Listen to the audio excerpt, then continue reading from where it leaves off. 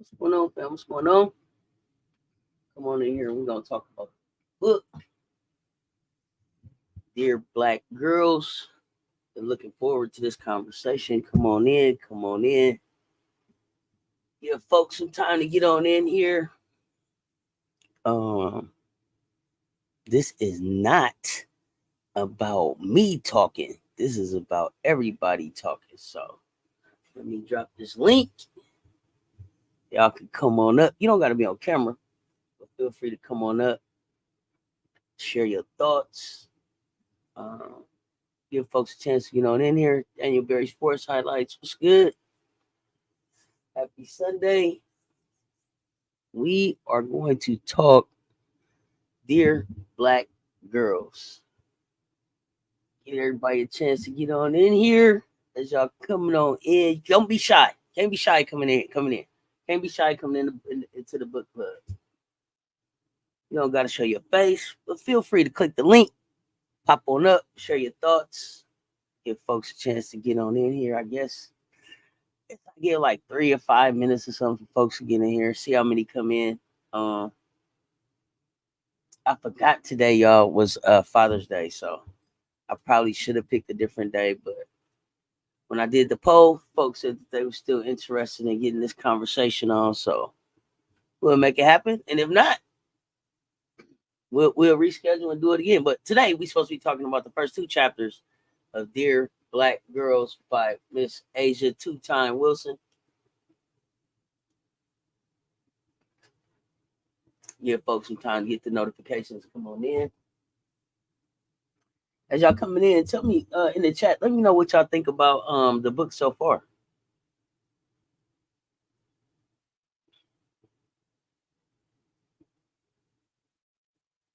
Let me know what y'all thinking about the book so far.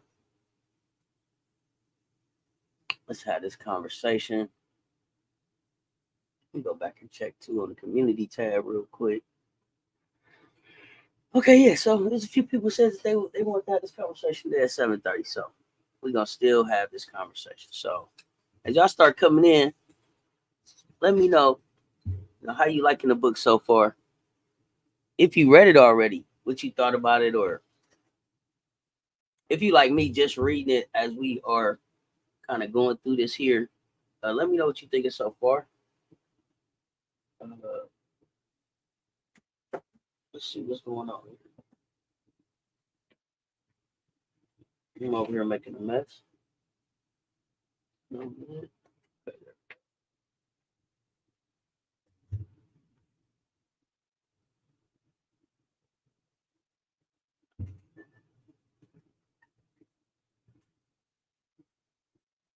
No, I don't know. We're gonna try this platform, and we may find out that it's a better platform to do this on. We're gonna figure this out. It was a great read. It made me really evaluate some of the experiences I've had in life growing and revisit some past trauma. Okay, good comments.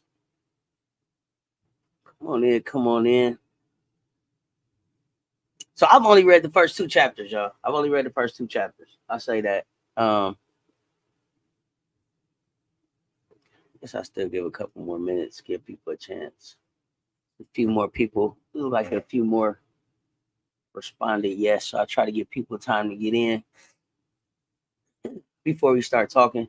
But I just call you 7:20 here. Have you finished it? So you finished the whole book. Is that right? Let me know in the chat. And like I said, y'all feel free to click the link if you want to come up. You don't have to show your face if you don't want to necessarily be on camera, but if you want to talk and share your thoughts, feel free to click the link. It does not have to just be me talking, for sure.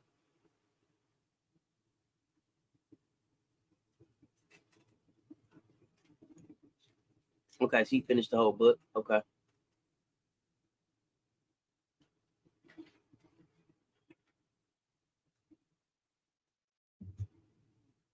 I think this give like a slight delay too. So give me 1 second.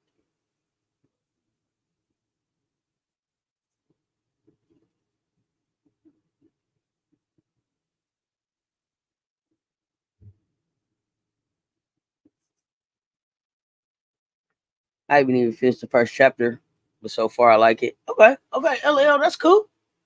That's good. That's cool. We listen. Like I said, I didn't even realize that today was today was Father's Day. I probably should have picked another day. And then listen, I'll be transparent too. I've never been in a book club before. I've never like done a book club thing at all. But just thought like with everything that's going on right now, like around women's basketball and just around women, period. And then just thinking about Black women in general. Well, specifically, I should say more so than in general. Specifically, I just thought that at this time when it seemed like it could seem like we really are like under attack about a lot of different things. Um, this is a good time to kind of just read somebody's story and see how they move through it and grow through it. So I thought Asia's book would be a good place to start. But um, this is like a safe space to just have that dialogue. And like I said, if you want to the link, I'll drop the link again if you want to pop up and talk, or if you're more comfortable just typing your comments and you want me to share them, I'm happy to do that. But again, like I said, I'm nowhere near the book club master. So if somebody feel like, hey, Cess, you doing this wrong, let's do something different. Feel free to let me know. That won't hurt my feelings, okay? But so I just thought that I've read like the first chapter, the second chapter. Um, is there a way for me to make this big for everybody? Yes. So this was some of the stuff that I was thinking about. As far as like chapter one, some questions that I thought about. What up, Ashy? So we talking about Asia's book here. Black women definitely under attack everywhere in all areas. Yeah, so I just thought that it was like, let's see how somebody else is really on another platform that's doing it. Like I feel under attack that I'm not anywhere near like where Asia's at, like on a platform like where Asia's at all. So it was like let's see kind of like how she's navigated it and what how she moves through it. So one of the first things that I wanted to ask the group was like, what were your initial thoughts and feelings after reading her introduction, and how does her personal story resonate with you? Right. So while y'all are either clicking the link to pop up to talk to tell yourself or typing for me to be able to share for you, um, it, it was weird for me so far in the first two chapters because I didn't have a birthday party moment. I didn't have this moment that I could really remember where it was like um you're a Black woman, like you're a Black girl, like where I was singled out. I think I think my parents always did. My parents were probably the first ones that made me realize that I was special, different, however you want to look at it, that I was a Black girl, right? Like just with the differences between the importance of being able to have a Black Barbie versus a white Barbie, or um recognizing that there was a Black woman on television doing something. Like those were the experiences I had that I think that made me realize like I was different, special, however they explain that to you. But I would love to hear like what were some of your um I guess birthday party moments if you had any. Don't be shy. Don't be shy. We supposed to be talking about this book, so this ain't all about me just talking about the book. Y'all feel free to pop up here on this link and share your thoughts. Type them up, whatever it is. Um, so it was surprising but not uncommon. My "You Are a Black Girl" moment came in the first grade. Wow. Okay, first grade. And what, if you don't mind, sharing a little bit more, like what happened in the first grade for you that was like, okay, I'm a Black girl.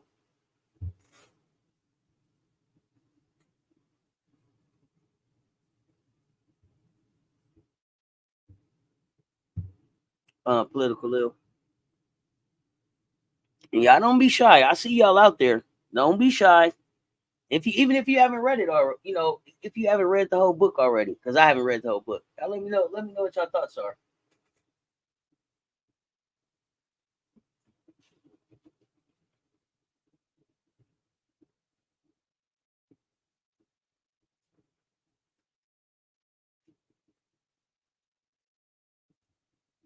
I thought it was weird though. In the book that they were willing to invite her to the party and then ask her to sleep outside. Like, how dare you? Like, that was what threw me off. Like, why even invite me if I'm not welcome at your crib? That was the part that threw me off. I don't know if that was if somebody can relate to that, but that threw me off. Like, you can come to the party, we invite you to the slumber party, everybody gonna spend the night, but when everybody get ready to lay down, you go and sleep outside. Well, why even had a young lady come to the party? That was the part I didn't that part didn't make sense to me. I couldn't understand why an adult would think that was okay. You know what I mean? Like, what would make you think that it was cool to invite a kid to your house to sleep outside? And when a white teacher divided the reading groups by race, despite the fact that I was the best reader, I was still sent to the black group. I was like, what? Oh, okay. And of course, so the white group was supposed to be the better group of readers, the better students, and they try to put you with the lesser students. Is that how that was going? Political ill. That's deep. That they would even divide the groups by race, the reading groups. That's interesting to me. Like, I don't know. I was always one of the best readers in this, one of the better students in school. So I guess I was more used to just being the only black girl in the situation, and then by me being an auntie with uncle tendencies, like I'm a trifecta. Um, I think Asia called herself a double minority. I think I'm the triple minority. Let me see, it threw me off too. I've been to summer parties with white friends, but I grew up in Harlem. Okay. Yeah, I didn't. So I didn't live south. Like the Midwest area, West Coast. By the time I lived south, I was in college. So because I went to HBCU, so always grew up in really diverse uh areas. And then even if we weren't living in a diverse area, my mom, both my parents, my family always made it a point to, like, you do diverse things. Like my mom had me doing a whole bunch of stuff I didn't want to do. Right, like Japanese camp, I didn't want to do that. Archery camp, I didn't want to do that. I'd rather be shooting hoop. But she was like, no, these are the things that you're gonna have to do, and those are the things that I can look back on now and be like, I'm glad that I did that, because it starts a conversation in lots of different circles about lots of different things. I had plenty of experiences. I'm Black and Hispanic. Okay, so growing up, I had interesting experiences, especially when I was younger. I'm more in touch with my Black side, so I was called a lot of names. Wow. Okay, LL, that's different. Real melting pot kind of community. So I never really thought much about being a Black girl. I was just a girl. My birthday party moment happened once I joined the military. Oh, damn. Okay, at 19. So the military gave you your birthday party moment. That's deep. Seemed like that would have been like more of a melting pot. It seemed like it would be more of all kind of people in the military. So that's different. I had a similar experience, but my parents went to the school and handled it. Ended up skipping sixth grade. Okay, okay. The white kids were supposed to be the top readers. That's what they had us thinking. Kept calling us the B readers and putting them in the A group. Damn. And I don't even think people realize, like, what an effect that can have on you to like to have that label, right? That the B group label. Like, what does that do to like a kid's psyche? And I felt like in a moment where it was like when the moment where she said that she realized that she was a Black girl, it almost seemed like it was innocence lost. Like, and that was crazy to me. Like, because she said she went from being like this kid to this Black girl, this adult thinking in a way kind of situation. So the other thing that caught me was that in this moment, um, and I think this is something that as Black women we do it all the time. Her first instinct was to be worried about others' feelings before hers, and I just wonder, like, even at that age as a kid, like, why was that her first reaction? And did that catch anybody else, or was I just tripping? I was like, damn. Why was, out of everything it could have been in that moment, questions about herself, all kind of stuff. It was like she was worried about somebody else's feelings. That was just like crazy. Like, what? Let's see. My mother had me out of the class the next day. I was reading on the first grade level in kindergarten. Yeah, absolutely, absolutely, and that's another thing that's really important when you have parents or family members or adults or whatever, somebody that advocates for you in those moments, to stand up for you. Because I think so many kids right now don't have that advocate or don't have that person for them that advocates for them.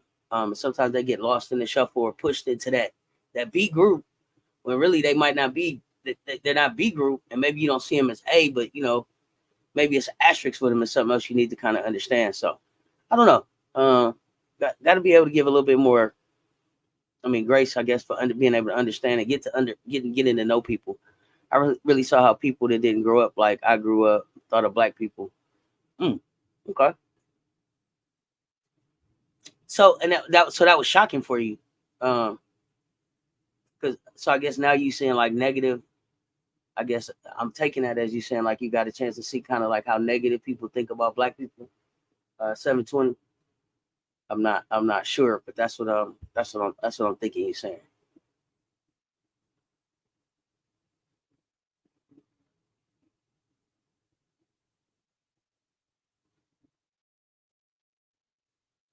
Let me see some of the other notes I had out of this first chapter.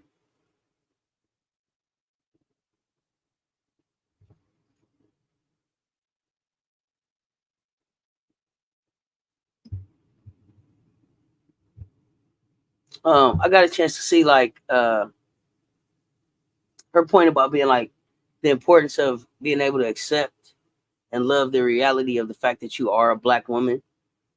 Um, and I think the earlier able to kind of understand and accept that, then I'm not gonna say the easier because I don't know that it even gets easier, right? Y'all like at every other turn there could be some kind of challenge. You the angry black woman, you the uh they want you to be the uneducated, they want you to be the help, they want you to play stupid, they want so many different things that can happen in so many different atmospheres. Uh the education system is the worst. They don't recognize different learning styles. Oh, absolutely, absolutely not. It takes a special teacher. It definitely takes a special teacher um to be able to, I think, uh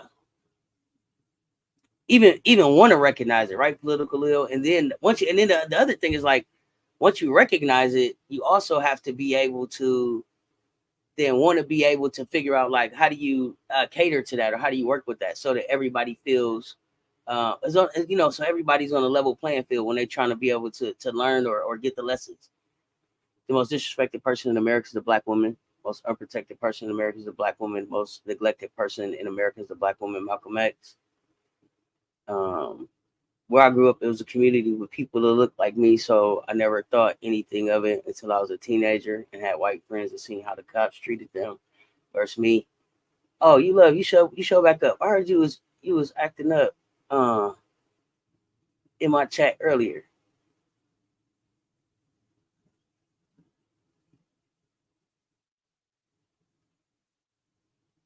These moments in elementary really do shape our kids for life. I became a teacher when I got out of the military, and I was the first black teacher a lot of my black students ever saw.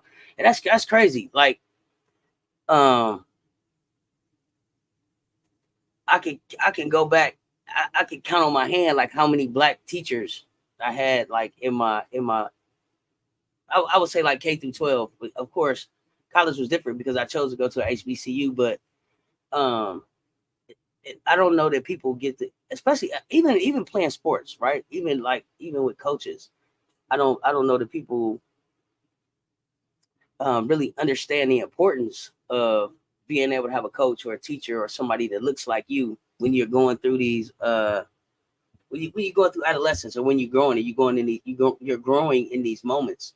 That's why I'm such a big Drip fan, like because she makes it a point to call that stuff out.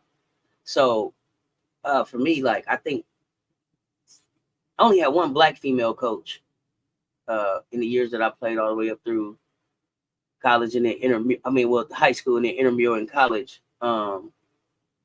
couple black male coaches, but mostly white female coaches, and then a white male coach.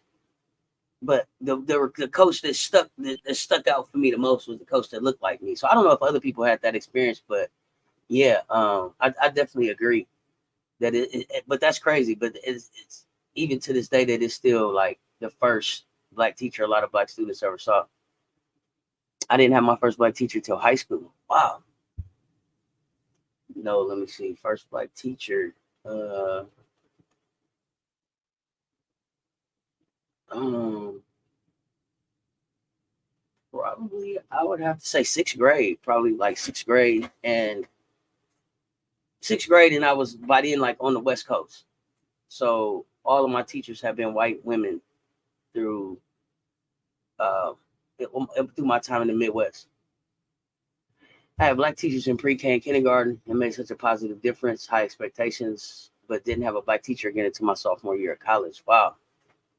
Yeah, it's different. It's different with the black teachers. It's almost like, you're gonna do this and this. It's that extra, I guess it's that extra level of expectation, that extra level of excellence. I guess they're already trying to teach us that you kind of have to work twice as hard to be to be considered as good. We got to be twice as good. So that was interesting. Let me keep moving on, y'all. So I don't want to hold us up. Some other stuff that I thought about, and if y'all got questions or stuff y'all want to comment on, like I said, let me share the link again just in case y'all lost it. Somebody want to pop up and talk, feel free to click the link. Let's see, what else was I thinking about here? So like themes of identity. How does Asia Wilson address the theme of identity in the opening chapters? What aspects of her identity does she highlight? Why are they significant? Outside of her just being black, I think one of the things that I thought really highlighted her identity was the level of support and interaction she has with her family and how important family is for her. And how it's been a consistent theme throughout her life, and I think that also lends itself to her ability to succeed, her commitment to like excellence, her willingness to continue to work hard. I just think that says a lot. I think her family says a lot about it, going back to her grandmother, which she talks about more in the second chapter, but just like her parents' reaction in the first chapter to the birthday party situation with her dad, like, man, no, I'm gonna go down here and tell everybody not my baby girl, to her mother's reaction of just you kind of just keep being yourself. And even maybe that I thought about like the importance of her being able to see the reaction of both her mother and her father, and how that factors in to her having a two-parent home versus a single parent home. It seems like that can be challenging for some, not all, but single parent homes can be challenging for some youth. So I don't know, it made me think about a lot of that kind of stuff too. As a nurse, I've experienced some racist people, some people that would rather die than get touched by black women or men or men. I didn't even believe people like that still existed, LL, till I spent some time in Kentucky. So and working as a cashier in Kentucky, and people being like really like, no, I would rather not get gas. I would rather run out of gas than like have you take my money. Like find somebody else. Like, and me knowing that there's somebody else in here that doesn't look like me that could come and help you. No, I'm not going to find anybody. Don't go somewhere else. If you don't want me to help you, then go somewhere else. And I stood on that. Like, that's crazy. I'm not entertaining that type of energy. I don't know if that's right or wrong, but that was my choice in those moments. But yeah, it blew my mind that people would rather suffer. It's important that Asia wrote this book, especially when they're trying to replace her as the face of the league. The book needs to be pushed in the education system at this moment. Really? Okay. So you like the book as a conversation piece in education. What level of education would you push the book at? Would it be like elementary, middle, high school, college, or like where do you see it? Where do you see it being most effective? I didn't believe it until I experienced. I just walked off. If you don't want to live, oh well. Like for real, like really, that's crazy. You brought the physical copy or purchased the book online. So, RC, actually, one of the fans blessed me with a autographed copy of the book. So I have an autographed copy of the book, but I don't want to mess that up. So I also have the Kindle version of the book. So I'm reading the digital version, but I do have the physical copy as well. Are you reading it? Like you were saying, Cess, the theme Asia touched on in that first chapter is a loss of innocence. She thought she had to tone herself down outside of her family. Yeah, that was crazy. And that's the one thing I hate to see in any child. I don't want to see that loss of innocence. Like, that's the thing that we need to be protecting the most with these babies is like that innocence. Cause like, I don't know, I just felt like that was the thing that my parents protected most from for me. And I don't know that we've done as good a job or my era, my age group, I should say, in the world that we handed off to these babies that are coming after us. So just being making sure that like protecting that innocence is one of the driving factors when dealing with youth. And then too, making sure that we're not giving up on you. Like they're in a different space, but we can still reach them.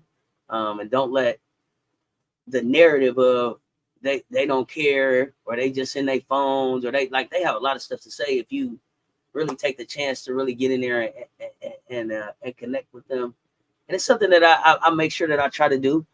Because I could have been, I was hard headed and I didn't want to listen at first, but my elders didn't give up on me, right? So that's something that that innocence, and then making sure that I'm sharing my knowledge with the young people, I think is something that's super important, and something that I felt like was really called out in Asia's book in these first couple of chapters. Community is a big theme as well. If we don't support each other, there aren't a lot of people who will. Exactly. Yeah, exactly. Great call out 720. Being able to just say, hey, whatever that is, hey, I'm struggling. Hey, you doing well?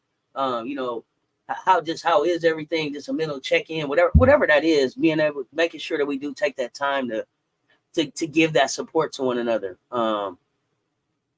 Straighten each other's crowns, whatever that looks like. Definitely community.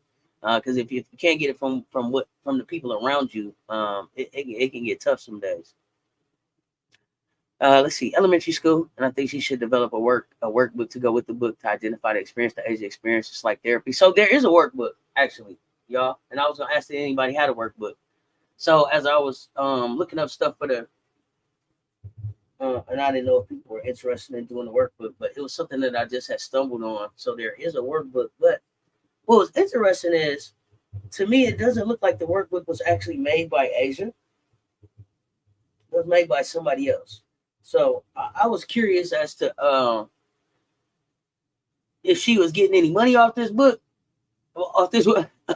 I guess I shouldn't think like that. But it was like, hey, before I buy the workbook, like, is this really Asia's workbook to go with this workbook, or is this something that somebody made? And if anybody has the workbook, tell me what you thought about it. But it's some action steps included. And it's the workbook for Dear Black Girls by Asia Wilson, How to Be True to You, but it's by Megan Publishing. And that's says that's the author. So I just wasn't sure if this was like in partnership with Asia's brand or just something that somebody came up with. If anybody knows, let me know. A lot of the innocence is gone for a lot of kids now. They're forced to grow up early now. Yeah, I mean, they lived through stuff.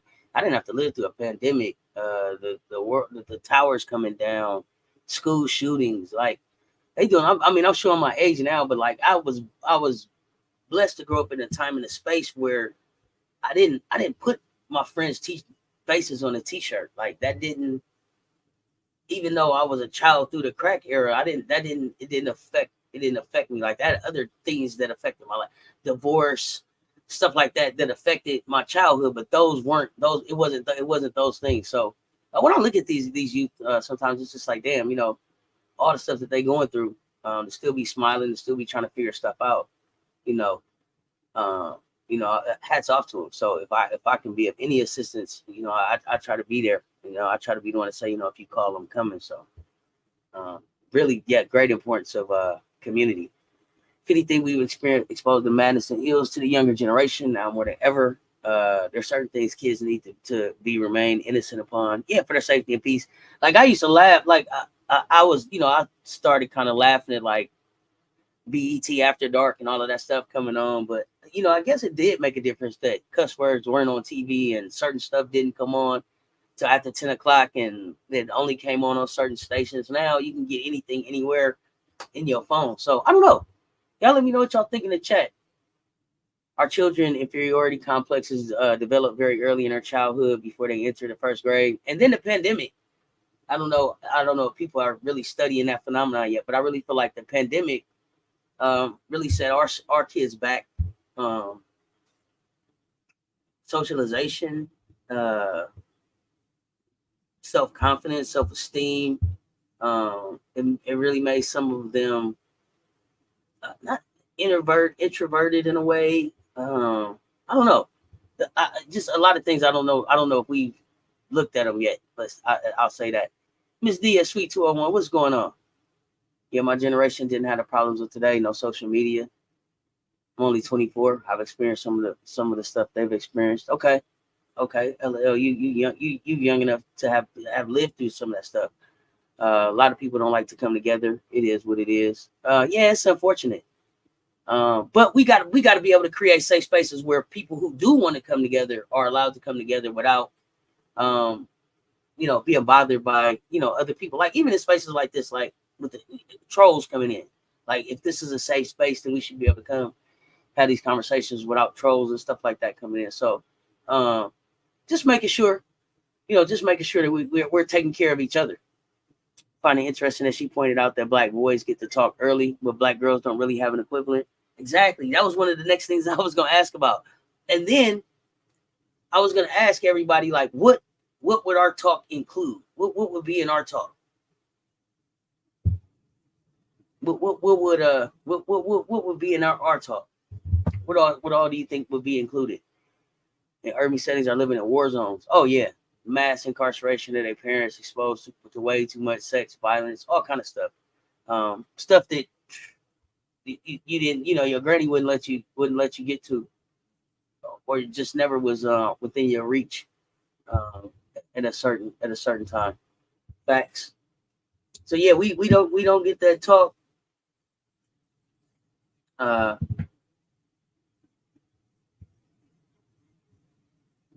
I thought it was the other thing that I thought was interesting was that, and this came much later in life. And this is something that she talked about Coach Staley about when you are a Black woman in charge, how somebody are always gonna tell the real boss on you. I'm gonna tell the real boss on you. Have y'all had those type of experiences? I had those type of experiences. And the other thing I'm gonna tell you, she didn't talk about this, but it made me think about in my corporate America career. At one point, I couldn't wait to be able to work for a Black woman. It was the worst experience in my corporate life. The worst experience in my corporate life. If anybody else had that experience, all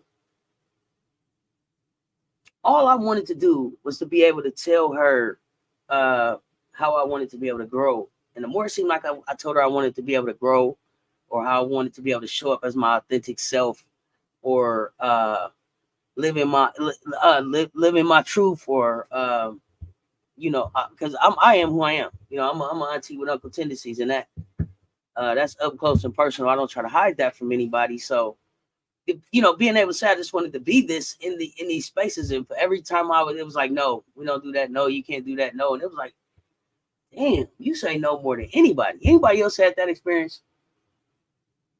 Quick, fast side notes. Yes, I've read every book, art, article, and Schmickle Holes call that there is since I was a youngin'. Heard biographies go deep, real deep. Keep Meek book as the next option. Oh, yeah, for sure, RC. I'm glad you suggested that, because I'm looking forward to the next book already after this one. We are cut though towards each other for no reason. It was like, I don't want your job. I just want a job like yours. And it was like, I'm not going to teach you nothing. I'm not going to show you nothing. I'm not going to tell you nothing. I'm not going to none of that. And it was like, whoa, that is not who I want to be. As I try to grow and have different opportunities. Like I always want my platform to be for like people to win. And I feel like Asia has that same type of attitude. And I think that was evident in in the tears, the other, what was that yesterday? In the tears when she was just talking about trying to be the best she can be to get the best out of her teammates. So I don't know. Y'all let me know what y'all think in the chat.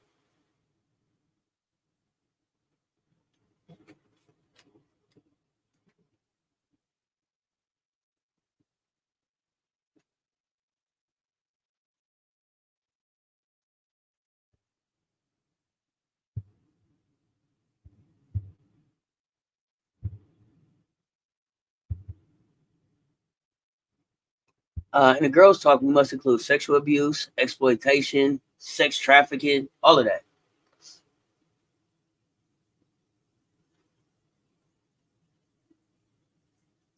Yes, my first or second job I worked was with the all black staff, and almost everyone wanted me to do their job, sit around and gossip and do no work. And the black manager was unprofessional. Oh, crazy.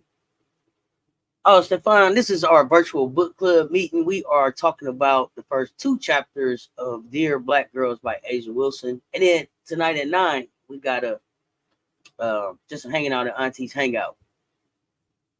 I think black girls need a talk that explains we have to be better, dress better, speak better, have more credentials, just to be considered equal. Okay, I want to talk about that. I want to talk about that. Because I forget her name. Let me get it right. So 720. And I want to make Caroline Wenger, the chief executive officer at SSA. We don't, and she said that we can show up as our authentic selves, and we need to do that, and we need to either create our own platforms where we're able to be successful, or find or partner with organizations that really allow that. So like I think she's a dynamic leader. Like if I had to take my ass back to work in corporate America, like I would want to work for her or somebody like her. Does anybody know who I'm talking about? Carolyn Manga? Y'all know? Y'all let me know in the chat. A little bit of Asia's book makes me understand why she was crying like that. Okay. Um, and even then, people will be intimidated if we don't act out the stereotype. So we need to learn early how to navigate that. Oh yeah, absolutely, absolutely. Well, and then like, do you have to navigate it, or do you make your own way? And I just feel like in 2024, we I don't know. I know that people are down on the millennials a lot, but I think they're showing us like no, be who the hell you are, know your worth and demand your worth. Um, and I think some of us who grew up in the era that I grew up in, we're a little scared to embrace that. But like like that shit's really working for these young people out here. And I think that's just a part of the like we get caught up in um how we show up, how we come across sometimes that I don't think the millennials worry about. I don't know. Let's have that conversation. Do we have to? Let's see. Yes, working for another black woman can be a stressful experience. Having a black supervisor can be disheartening. Not many are willing to allow you to stand out. That's why I think Carolyn Wanga's conversation with LinkedIn was blew me away. Like blew me away to like, damn, how do I work for her? How come we can't keep the adult stuff for adults and the kids stuff for kids? When my girlfriend has an 8-year-old daughter trying to twerk to Megan or Ice Spice with my 13-year-old niece, I have a problem with it. So I agree, but how do you? So keeping that stuff, adult stuff for adult stuff and kids stuff for kids stuff is limiting what kids have access to. So like, you know, I'll be honest. Some folks get lazy with that, and then some folks are not playing about it. Like some folks, kids don't have cell phones, they don't have tablets. If they do, they can only access kids stuff. Like how much monitoring you're willing to do and policing you're willing to do, but it also puts the adult or the parent or whatever in a position where they have to be the police or the monitor. And sometimes people get lazy with that. I'll be honest. So like you have to be consistent, and it's consistency with kids. and letting them know boundaries, and letting and making sure that they understand like there are consequences to stuff. One thing we so quick to say it's a free country. The other part of the part that we don't say though is like it's a free country, but there's consequences to everything, right? And so we got to do a better job of communicating the whole message. The talk for girls needs to be earlier on. Children are exposed very early. Yep, and other kids are exposed even earlier than your kids. So you got to be worried about what the other kids are saying that when they socializing with kids. Kids have access to everything. 100, don't they? Don't they? Nowadays it's hard to limit the access for kids. Yeah. I mean you can do as much as you can do like with parental access on tablets, devices, all of that, but it's also what are they going to get in the everyday running with other kids at the park, at the sandbox, at school, in the lunchroom. You know what I mean? All that media shit. Okay. At work, listening to the conversation, great conversation, much needed. Thank you, Asthma God. Asia was blessed to have a solid support system of a mother, a father, and a praying grandmother. Right? Yeah, absolutely. It's nothing like you can tell who didn't have a grandmother in their life, and that's something that my homegirl used to say all the time. And I would laugh like it was a joke until I really started paying attention. Like, damn, you can really tell um, who had a granny in their life. You could tell who really had a granny in their life and who didn't have a granny in their life. It really stands out in their character um, a lot of times. And I mean, you could be off. You could be off sometimes, but for the most part, you can tell who didn't had a grandmama. Janera Johnson. Oh, I need to get this book. Oh, check it out.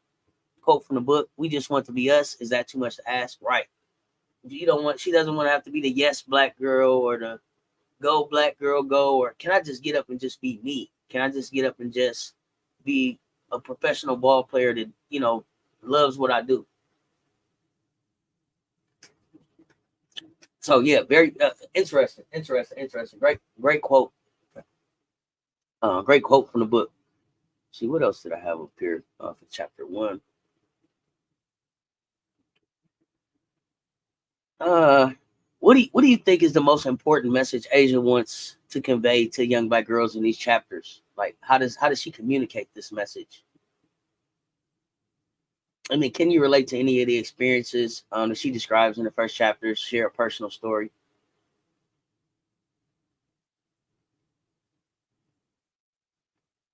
I like what Asia said. That first year we won the championship, and I'm paraphrasing. People get your shots in, get your drink in, get your drink on. But then she said, "Kids, if you underage drink some ginger ale or something." Okay, okay. Exactly. Being yourself is so critical to your development. Yes, it is. And it took me to be in HR and realize like I was being a hypocrite, telling people, yeah, show up as your authentic self every day, and then not feeling 100% comfortable to even show up as my authentic self every day. And I think that's what helped me kind of like um, realize that I wasn't cookie cutter enough to be in corporate America, and that I needed to like figure out how to be able to monetize my skill sets so that I could be able to give my gift the way it's supposed to be given in the world. Like it wasn't in corporate America. Like it was like, you better get the hell away from there, or you're not gonna be able to do anything with your gifts. Um, and I say that emphatically, Cess, because a lot of people tried to poop on Asia for indulging in drinking and fun. She said she said something like, we cried together, we prayed together, now they pop a champagne together. Like they did a whole lot of things together. It wasn't just they earned that drink. Is basically what I was trying to say. They earned that drink. They blood, sweat, and tears to be able to have that moment with each other. So um, I totally think that she handles everything like a responsible adult. My niece in first grade, and she be coming home cussing and singing songs I know she don't learn at home. She said she learned it from her friends. They be learning this stuff just by going to school. The stories I hear about the kids at school, uh, vape pens in the fourth grade, buzz balls, all kind of crazy stuff. Just what are we exposing them to?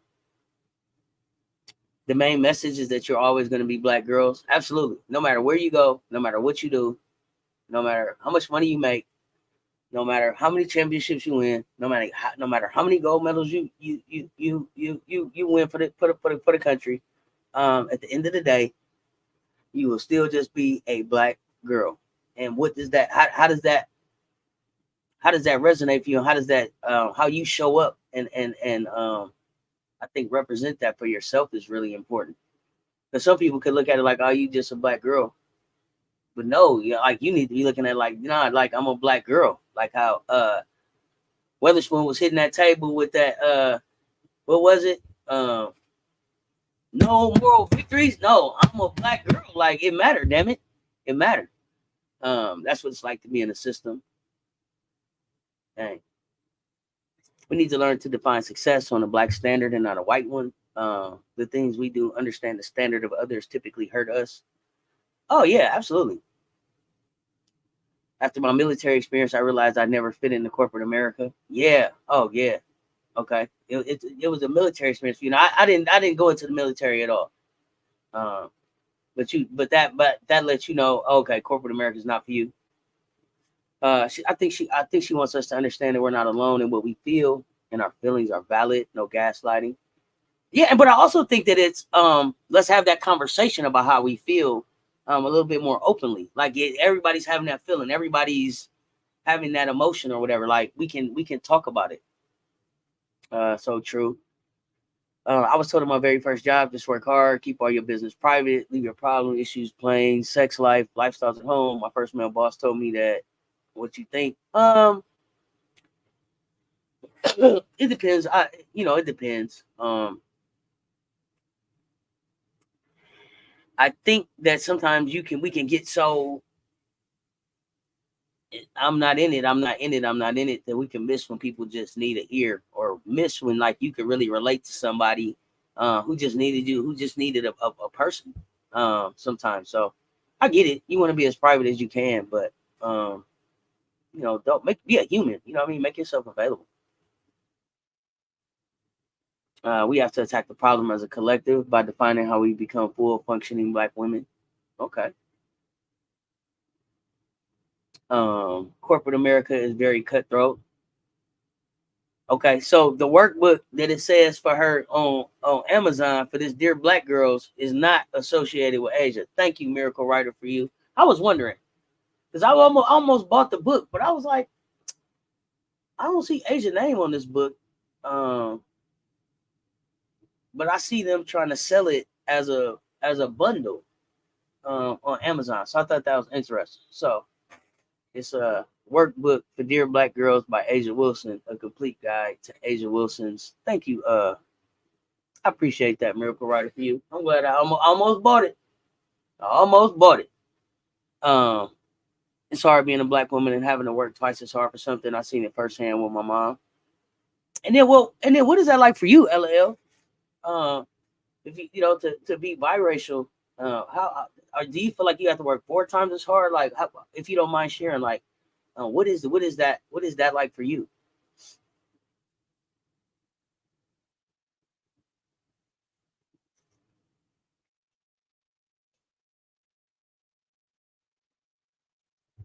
Let me see. See, that's a redirect to something that's a different thing.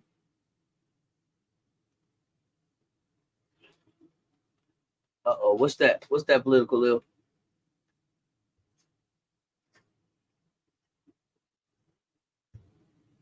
What's that?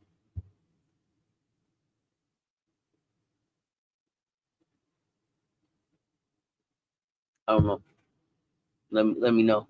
What's a redirect to something that's a different thing?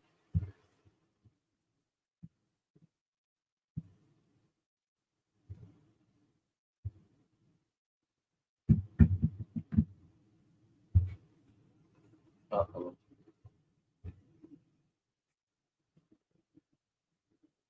Okay. Let me see. Well, I'm waiting on political ill. Uh-oh. Let me see. Says that's what my first black boss was telling me. Was like, we have to work 5 times as hard to gain respect and recognition, and that's why we need to leave all baggage at home in our dressers. Okay. a workbook that's not really consistent with the actual book. See, but it also go to show how quickly somebody try to make some money off our name though too. Just that quick, like because they suggested like buy it as a bundle, and almost just clicked it like, oh okay, yeah, let's get got to do the workbook. We don't even know who Megan Publishing is.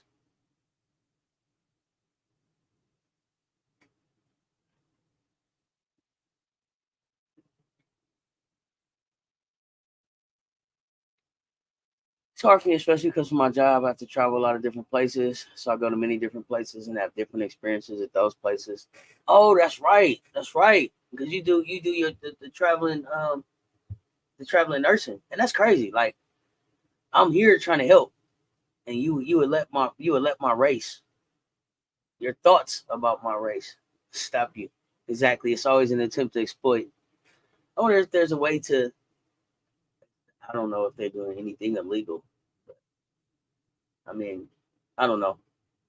I don't know if they're doing anything illegal, but it's kind of, I don't know. I would say a little dishonest to me to put it up here as if it like really was meant to go with the book. Like Asia didn't put this workbook out to go with her book. Like somebody made this workbook, and I think they should make it a little clearer that that's what it is. That it's not Asia saying, "Hey, do this workbook." Uh, but let's go on to chapter 2, facing adversity. So the challenges she faced growing up.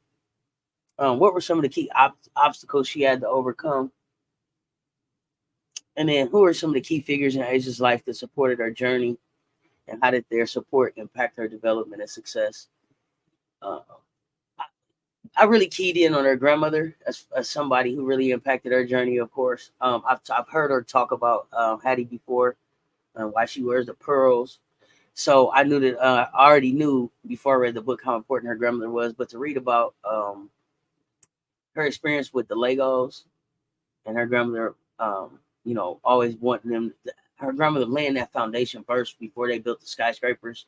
It was always the grass and the cement and all of those things. It was always the same.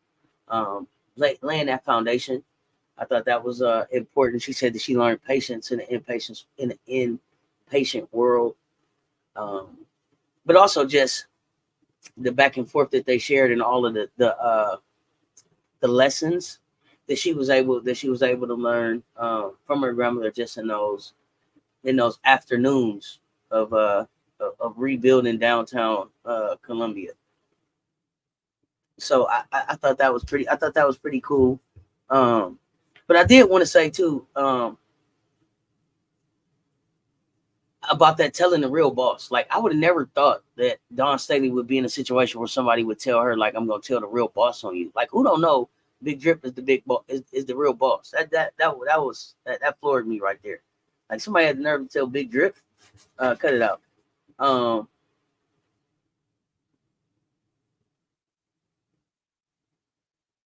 I don't know. It reminded me that like your granny always give you like them wax on, wax off lessons, them Karate Kid lessons. You done learned the lesson from your granny before, and you didn't even know she was teaching you nothing. But before you knew it, like damn, you know what I'm saying? I done learned something now, and I think that's what I miss the most about my granny. Like uh, that interaction, that engagement. Let's see here.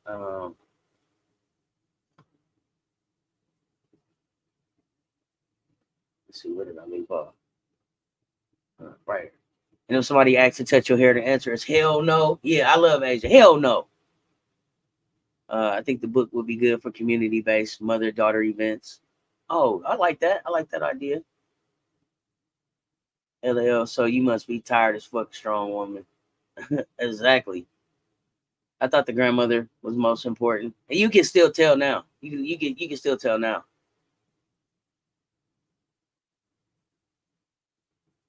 I'm tired as fuck, but that check kept me going. Keep me going. I know that's right. Money is a hell of a motivator.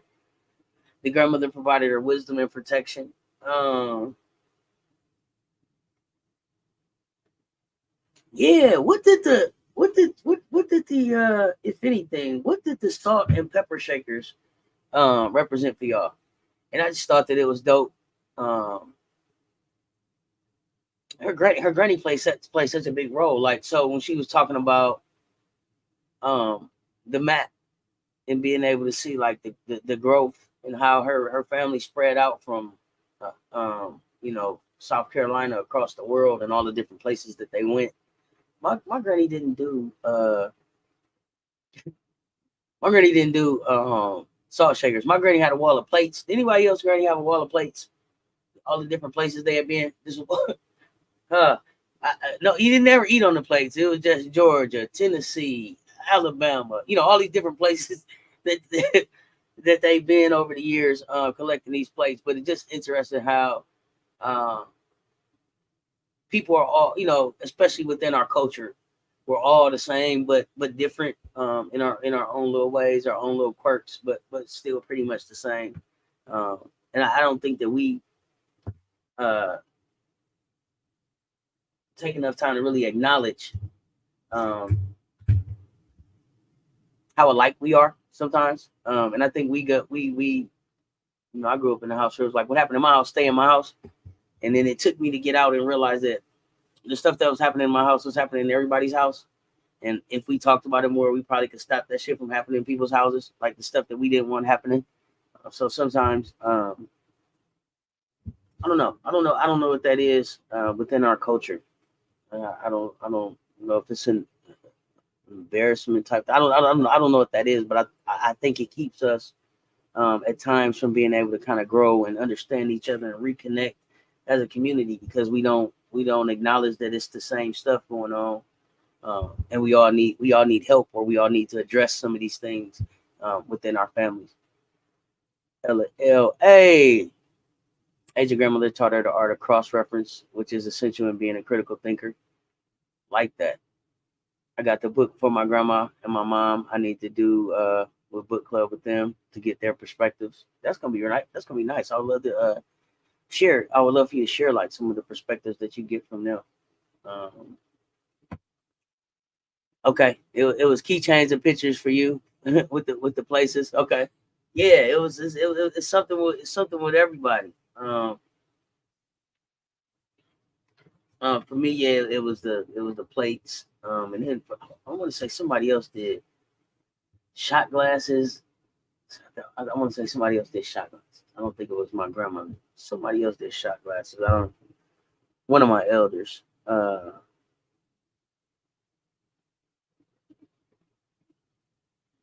She talked a lot about patience, dreaming, and hope. Like her granny gave her patience, dreams, and hopes, and the ability to hope, the ability to dream. Like I thought those are really cool things to have passed on from my elder.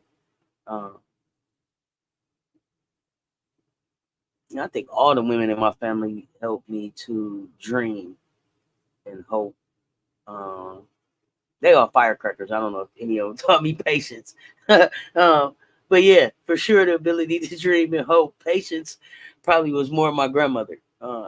Everybody else kind of like firecrackers. Let's see. For my granny, the salt and pepper shaker was symbolic of her being able to go wherever she wanted and eating with everyone else. Oh, I like. Okay, that's pretty cool. Symbolic of her being able to go wherever she wanted. What did y'all think about? I think the thing that blows me away about Asia is that that statue, man. That statue blows me away, because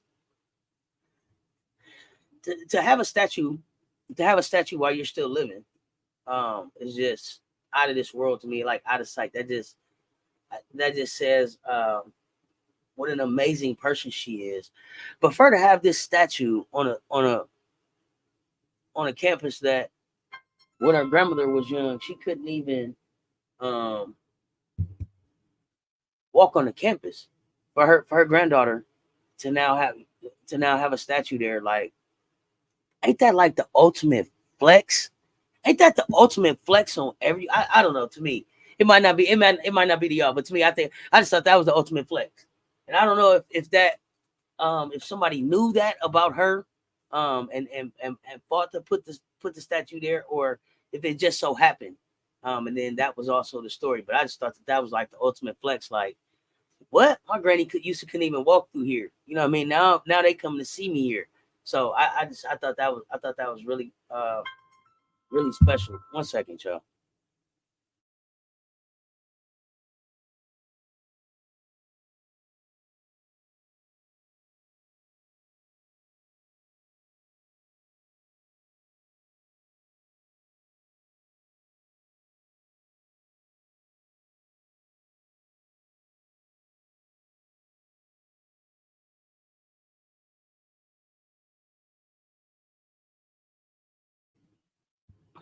Sorry about that.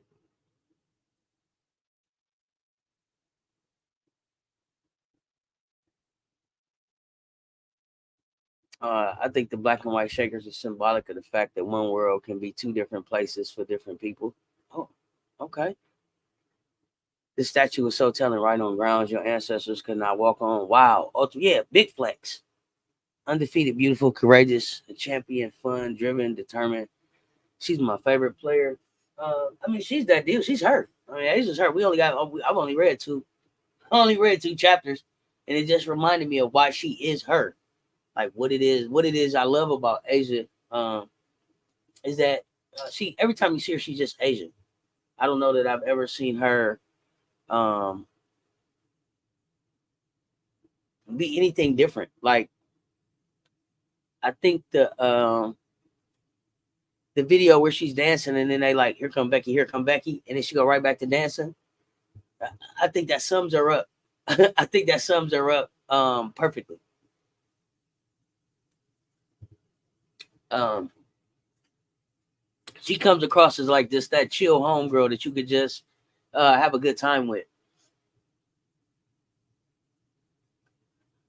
So the question I gotta ask to y'all, as we move into the last 30 minutes of this. So we read chapters 1 and 2.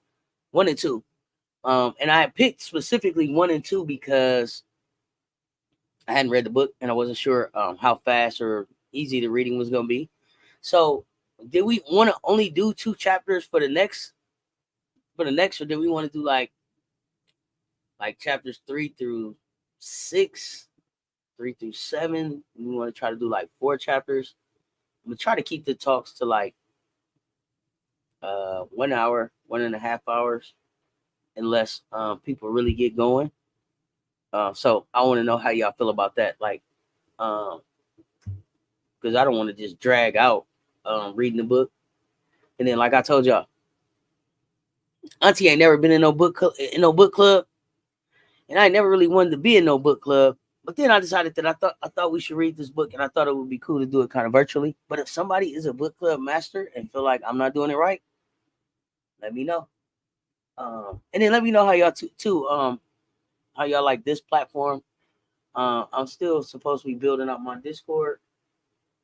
Uh, Discord might be a better um, environment to do this in. I did drop the link. I think y'all still nervous to come up. Y'all don't have to show your face. Y'all can just talk. Um, but I'm cool to read the comments too. But I want to get some feedback now, kind of like how everybody feels about how this went, what we can do different, how we can improve it. Um, like that.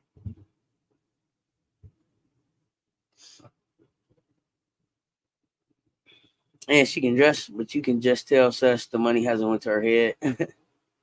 It's a shame that we don't have a media to be able to communicate her to even her own people. She's a critically important story. Absolutely. So I'm hoping to use my platform to communicate as much as possible. Let's see. We can do 3 or 4 chapters. Okay. Okay. So let's try to get through chapter 6 in the next 2 weeks. Does that work? Like chapter 6 in the next 2 weeks? Oh yeah, Asian personality is dope. Lots of fans take photos by the statue before and after the games. It's beautiful to see. Oh yeah, it was dope for me to be able to see Asia at her statue. How often do you get to see somebody at their own statue? I'm so glad that they gave her her flowers. Uh I'm so glad they gave her flowers.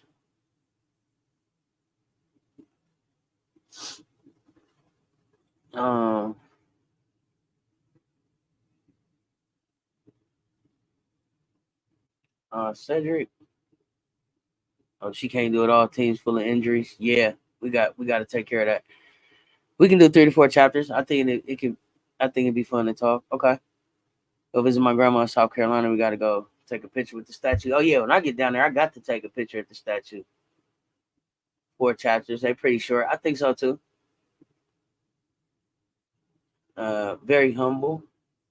Great book club. Thank you, Miracle Writer, for you. I'm winging it up here. I don't. We winging it. We figuring this out. But I thought it was a dynamic conversation.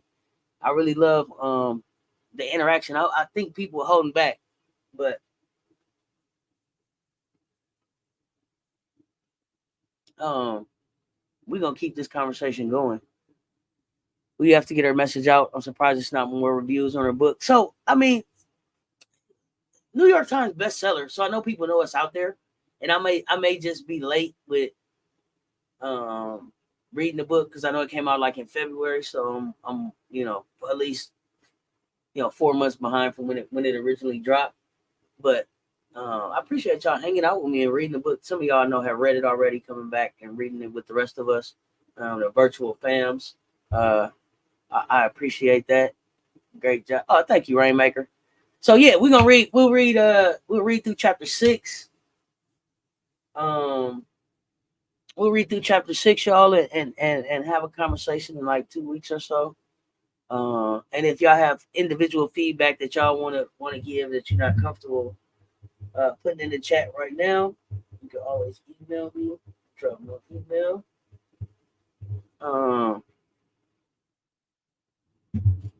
Invite some more folks to the conversation. Doing a great job, bro. Oh, thank you, High Vibrations. We gonna grow this thing together, fam. Definitely a book that should be in school so these kids can have something to relate to.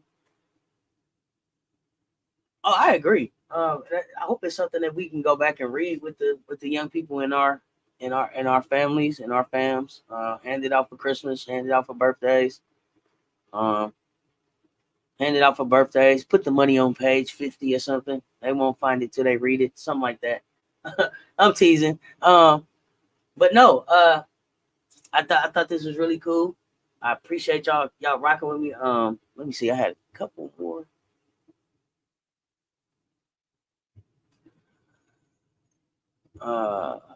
That's my email. Am I going to do a meetup at the SC game this year? So that's my plan. I'm looking for Dr. KJ in the daytime with my flashlight. If anybody knows where Dr. KJ is, have Dr. KJ reach out to me. Dr. KJ was going to help put together the meetup. So I've been looking for Dr. KJ. If y'all hear Dr. KJ, see Dr. KJ, have Dr. KJ holler at me. That is the goal, though, asthma God. I would love to be at the UConn game this year or the LSU game, but I'll take any SC game for real to get in to see the fans. We can address items from the book before we meet again. We can address items from the book before we meet again. What do you mean, political Lil? So what I'm hoping to do is get my Discord up so that we can have a place there to be to be able to talk. I don't know if anybody Key is gonna help me. Key's not been feeling well lately. But I kind of got that put together. But yeah, let me know. We definitely I definitely want us to be able to have the conversation continue. So maybe what I will do is I don't know, get the Discord up and then share the Discord link this week, and then we can have a continuing dialogue, running dialogue in Discord. Because I don't think that YouTube lets me do it, or if somebody knows how to do it on YouTube, let me know. Will the schools put this in schools, though they don't like kids learning the truth? It would be a fight. Hit the like button, y'all. Yeah, run them likes up on the way in and out, y'all. I'm gonna be at the SC versus UConn game. Okay, LL. The after game, we can all hit 5 points. Oh, yeah, we're gonna come. I'm gonna come spend a few days in Columbia. Asking God for sure. I don't know nothing about Discord. Y'all gotta explain it to me. I don't know either, LL. But I don't think that YouTube lets us have like a continuing running dialogue about what we're seeing. But I think that would be cool. So I am committing myself to getting my Discord done.